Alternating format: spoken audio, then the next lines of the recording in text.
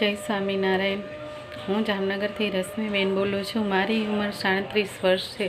મને તકલીફમાં તો એ છે કે અમારે કોઈ સંતાન નથી અને મને ગર્ભાશયમાં ગાંઠ છે, જેના લીધે મને અસહ્ય દુખાવો રહ્યા કરતો હતો અને હે બ્લીડિંગ પણ થઈ જતું હતું।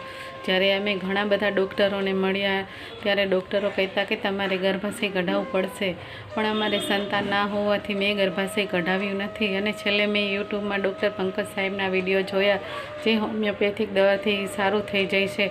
અને અમે ડૉક્ટર પંકજ સાહેબ પાસેથી એડ્રેસ લઈને ગાંધીનગર ગયા। ત્યાં ડૉક્ટર સાહેબને અમારા રિપોર્ટ બતાવ્યા અને ડૉક્ટર સાહેબે કહ્યું કે તમે આ હોમિયોપેથિક દવા ચાલુ કરી દો, તમારે ગર્ભાશય કઢાવવાની કોઈ જરૂર નથી, બધું સારું થઈ જશે।